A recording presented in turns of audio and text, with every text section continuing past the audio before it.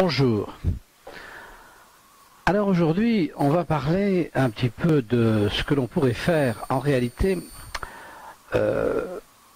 depuis 5 ans, 6 ans bientôt que ce blog existe, on dénonce la zone de non-droit qui entoure les contrôles fiscaux et on nous dit, alors on essaie en même temps de réfléchir à la position de ces contrôles fiscaux à l'intérieur du système social, de démontrer quand même que une présence trop puissante de l'État amène celui-ci à avoir des besoins économiques complètement anormaux pour des résultats qui sont ridicules. Donc je pense qu'on a fait une part du chemin. Ceux qui sont avec nous depuis un certain temps maintenant doivent être, j'imagine, convaincus qu'il y a un vrai problème entre ce qui est prélevé à la propriété, au travail des individus, de ceux qui sont des apporteurs de richesse, et le résultat que ça donne pour les autres, et que donc il faut que cela cesse. Alors il y a 2 manières pour que cela cesse. La première manière, c'est la manière législative, c'est-à-dire qu'il faudrait convaincre l'ensemble de nos députés, de nos hommes politiques, de voir autrement la société et d'aller vers quelque chose de plus libéral, quelque chose, quand on prend le mot libéral, il est toujours mal vécu, mais quelque chose où l'on respecte davantage l'individu et sa propriété. C'est ça le libéralisme, c'est rien de plus. Donc, alors qu'aujourd'hui, au détriment de l'individu et de sa propriété, on court après un collectivisme qu'on nous présente comme étant la panacée universelle et qui en réalité est une escroquerie. Alors, donc comment faire? Donc convaincre les élus, je ne crois pas que ce soit objectivement possible. Pourquoi?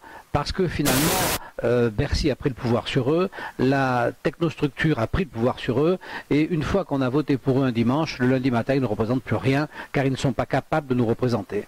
La complexité de cet État tentaculaire est ainsi faite qu'ils sont impuissants à nous représenter. Et ils ne sont pas motivés pour, je dirais, diminuer la présence de cet État qui leur fait un chantage plus aux élus qui les paient. En fait, finalement, une fois que nos élus sont élus, leur vie est entièrement entre les mains de l'État. Entre les mains de l'État en ce qui concerne leur salaire et entre les mains de l'État en ce qui concerne leur possibilité d'intervention, c'est-à-dire ce qu'ils pensent pouvoir les faire réélire. Donc pour ces raisons, on ne peut pas compter sur les élus. Donc on ne peut compter que sur nous-mêmes, donc il faut que nous soyons des dissidents, donc il faut que nous résistions. Alors on va parler de la première étape de la résistance, et c'est pour ça que j'ai mis ce tableau ici. Alors, voilà. Donc on va commencer, vous recevez un avis de vérification. Donc cet avis de vérification, on va le mettre ici. Hein. Donc on va mettre ici avis de vérification.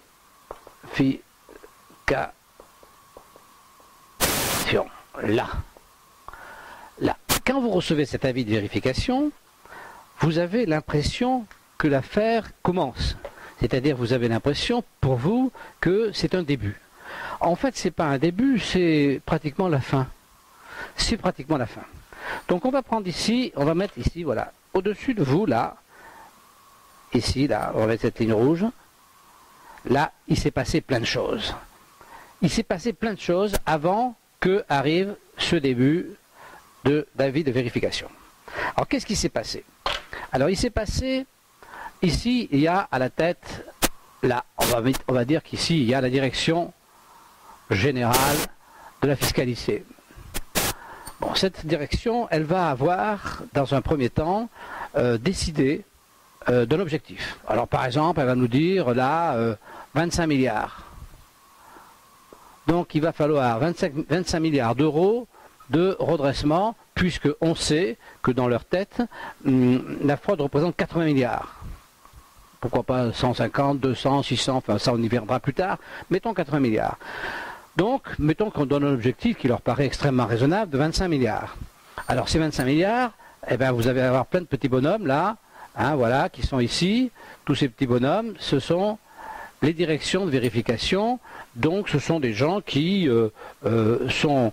Il y a d'abord des directions régionales, ensuite des directions locales, et puis après des petits bonhommes qui viennent chez vous. Hein. Voilà, alors les petits bonhommes qui viennent chez vous, c'est un de ceux-là qui vous aura envoyé l'avis de vérification.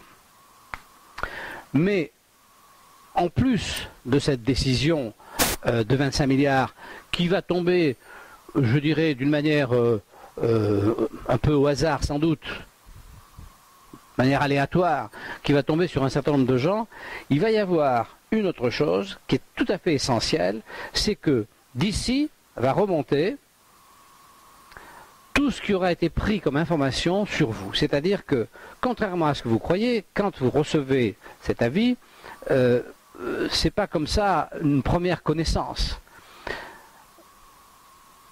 Ici, il y a des gens qui sont aussi ceux-là, ça peut être ceux-là, donc soit des vérificateurs ici, soit des observateurs ici, vont avoir épluché tous les fichiers qui vous concernent. Or, vous êtes fiché partout. Alors, vous êtes fiché au niveau du FIC par des fichiers Adonis, des fichiers, enfin, je ne sais plus les noms, enfin, vous avez tout un tas de fichiers qui se croisent, qui sont des fichiers fiscaux, dans lesquels on va avoir votre patrimoine, avec qui vous vivez, enfin, tout ce que vous faites. Hein. C'est croisé avec des fichiers bancaires. C'est-à-dire, on sait exactement. Par exemple, si vous êtes associé d'une autre société, même avec une petite participation, le FIC va l'avoir remis sur votre dossier. Donc si vous êtes parent de quelqu'un qui est dans une autre société, la filiation, la parenté sera dans un fichier. Donc toutes ces choses, si vous voulez, vont faire qu'à un moment donné, il va arriver ici une motivation. On va appeler ça M si vous voulez. Hein. Voilà, il va arriver ici M, une motivation artificielle, créée à partir de vos données et qui va venir ici dans l'organisme qui va organiser les contrôles. Donc, il faut bien comprendre que dans ces contrôles qui arrivent, qui vont avoir pour objectif d'arriver à ces 25 millions, il y a très peu de aléatoires, il y a très peu de vérification aléatoire. La plupart des vérifications vont venir de la connaissance qu'on a de votre dossier qui aura été remonté ici et qui va venir chez nos inspecteurs. Alors ces fichiers, est-ce que ces fichiers sont transparents? Est-ce que ces fichiers sont sincères? On ne peut pas le savoir. Parce que contrairement à tous les autres fichiers auxquels on a le droit d'accès, puisque c'est la moindre des choses, hein, ces fichiers, on n'y a pas accès. On ne sait pas qu'est-ce qu'il y a dans ces fichiers. On ne sait pas qu'est-ce qu'il y a dans ces fichiers, on ne sait pas qui regarde ces fichiers. Par exemple, dans l'affaire Cahuzac, on voit qu'un monsieur Garnier a été poursuivi d'ailleurs pour ça, a été relaxé, a été poursuivi parce qu'en tant qu'inspecteur, il allait voir dans des fichiers des choses qui ne le regardaient pas. Des choses pour lesquelles il n'était pas en train d'avoir à travailler. C'est-à-dire qu'il utilisait personnellement, dans sa démarche, si vous voulez, vis-à-vis qu'il trouvait lui légitime, hein, mais tous les gens qui mettaient des entraves dans sa quête du compte suisse de Cahuzac, il allait vérifier leurs fichiers. Donc si vous voulez, vous avez comme ça, il suffit que vous soyez mal avec, pour une raison quelconque, vous ne savez même pas, imaginons, je sais pas moi, vous humiliez une personne qui se trouve être le mari ou la femme ou l'ami de l'inspecteur des impôts, il va aller voir dans votre fichier. Donc si vous voulez, ces fichiers qui sont occultes, entièrement fabriqués, sans que vous sachiez comment, sans que vous sachiez ce qu'il y a dedans, ces fichiers vont être la base essentielle de la constitution du listing qui va permettre ensuite d'envoyer les avis de vérification. Donc, on a d'une part un système aléatoire qui va être, par exemple, cette année on vérifie les promoteurs, les bouchers, je sais pas quoi, enfin peu importe, hein, les médecins. Bon. Donc là, il y a un certain nombre de gens qui vont être d'une manière aléatoire vérifiés. Et puis il y a, dans cette optique-là, il y a tous ceux qui auront déjà été mis en fichier et qui, eux, va sortir du fichier une nécessité ou un désir de les vérifier. Donc on voit bien, si vous voulez, que cette partie dissimulée, sur laquelle on n'a aucune maîtrise, on voit bien qu'il n'y a pas très peu de différence entre ce type de fichier et un type de fichier politique ou religieux ou raciste, enfin peu importe, hein. Il n'y a aucune différence, absolument aucune différence, à tel point que, pour vous donner un exemple, lorsque Interpol a été créé en 1923, Interpol était un fichier donc qui visait les délinquants, créé en 1903 sur l'initiative du prince de Monaco et qui a été basé en Autriche. Parce qu'à l'époque, l'Autriche avait une police extrêmement organisée. Et bien ce fichier, dans les années 40, il a servi à Hitler dans sa sale besogne. Hein. Dans la bête immonde, c'est servi du fichier. Donc dès qu'un fichier est mis en place, et dès qu'il est occulte, c'est-à-dire dès qu'on ne peut plus aller le voir, ça veut dire qu'automatiquement, il peut servir à n'importe quoi. Et aujourd'hui, il sert à n'importe quoi, puisqu'aujourd'hui, il sert, dans des conditions qu'on ne connaît pas, à créer des vérifications dont nous savons, parce que nous sommes bien placés pour savoir, qu'une partie conséquente de ces vérifications, 70 ou 80%, n'a aucune légitimité, et qu'ensuite, au tribunal, on perd à 90%. Donc, première lutte que nous avons à mener, c'est se battre contre ce fichier. Alors, se battre contre ce fichier, il faut savoir que moralement, on a raison. Parce que il y a la CNIL, c'est-à-dire la commission qui est chargée de surveiller les libertés individuelles. Et cette commission, tous les fichiers qui sont créés, tous sont extrêmement surveillés. Et vous ne pouvez pas créer un fichier quel qu'il soit sans avoir des garde-fous, avoir des comptes à rendre, et surtout sans que ceux qui sont dans ce fichier ne puissent aller vérifier qu'est-ce qu'il y a écrit sur eux. Sauf les dossiers de Bercy. Les fichiers de Bercy, non. Ça, on n'a pas à aller les voir. Cette exception ne se justifie pas. Rien ne justifie que l'on mette en fiche toute une population quand on recherche 10 ou 15% de délinquants. Ça ne se justifie pas. C'est inacceptable. Alors qu'est-ce qu'on peut faire? Alors pour résister à ça, voilà la proposition que je vous fais. Au moment où vous recevez votre avis de vérification, parmi ceux qui nous regardent, certains sont en train de recevoir l'avis de vérification, d'autres vont le recevoir, ou connaissent des gens qui vont le recevoir ou qui l'ont reçu. Dès que vous recevez l'avis de vérification, vous faites un courrier dont on va préparer un modèle, vous faites un courrier que vous envoyez au directeur général des services fiscaux en demandant de bien vouloir consulter votre dossier fiscal et en indiquant que vous n'êtes pas disposé à recevoir l'agent qui va venir vous voir tant que vous n'aurez pas votre dossier fiscal, lequel doit comprendre tous les fichiers auxquels vous pouvez éventuellement avoir été rattaché. Donc on va préparer une lettre que je vais joindre à cette vidéo. Ça c'est une première démarche parce que, imaginons que, allez, 50% des gens qui reçoivent une vérification, imaginons qu'on a du succès, 50% des gens qui reçoivent une vérification font cette demande. Il faut avoir un refus. Si 50% vont déposer au tribunal administratif un recours contre ce refus. Ça, c'est pas anodin. Parce que si vous voulez, on a vraiment la morale pour nous. On a la justice sociale pour nous. Il n'y a aucune raison qu'il y ait cette phase occulte du contrôle fiscal.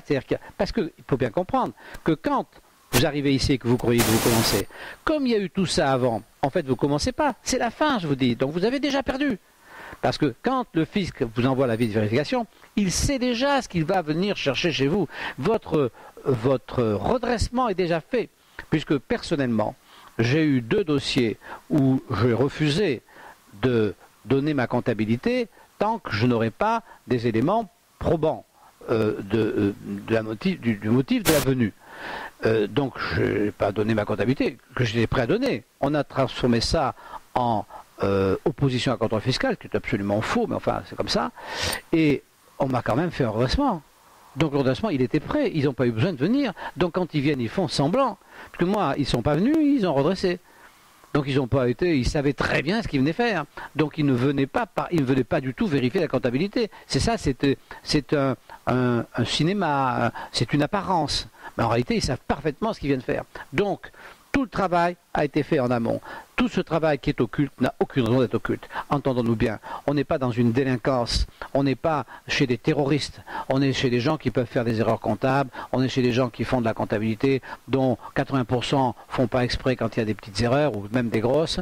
Donc la légitimité serait d'expliquer aux gens d'abord qu'on les surveille, qu'ils le sachent, parce que c'est important. Puis d'abord ça serait dissuasif, c'est quand même très important. Qu'ils aient un fichier dans lequel ils peuvent aller voir comment ils sont traités, et qu'ensuite quand on vient les voir, on leur dise pourquoi on vient les voir. Ça serait loyal. mais le fisc n'est pas loyal. Donc la seule solution que nous avons par rapport à ce fisc qui n'est pas loyal, c'est d'employer des méthodes, elles, loyales, mais qui par leur nombre et par leur quantité peuvent apporter un frein à cette chose extrêmement importante et que on ne peut pas laisser faire. Voilà ce que je voulais vous dire. Donc on va y revenir parce qu'en début d'année, je vais installer un système dans lequel on pourra, en même temps que je vous présenterai les choses, on pourra se parler. Donc vous me direz votre opinion et on va essayer de lancer dans l'année prochaine ce genre de réponse, si vous voulez, à cette partie très importante qui est la partie... je prends un exemple, si vous voulez, me vient à l'idée. Quand un fichier est occulte, le fichier des renseignements généraux a toujours été occulte. Mon ami Emmanuel Bolling, qui n'est pas là aujourd'hui, est quand même quelqu'un qui, par exemple, a fait l'objet d'un contrôle fiscal et d'un redressement fiscal entièrement créé par une fiche falsifiée des renseignements généraux. Les renseignements généraux ont fait sur son établissement une fiche qui était complètement délirante. Et à l'aide de cette fiche délirante, les contrôleurs fiscaux, le fisc, a décidé d'un contrôle fiscal, et ce contrôle fiscal, ils se sont arrangés après pour qu'il existe, alors qu'il n'avait aucune raison d'exister, et qu'il a été démontré au pénal que ça n'avait pas de raison d'exister. Et malgré ça, il a quand même eu ce contrôle fiscal. Donc, je veux vous dire, c'est que cette partie inconnue, c'est la partie essentielle.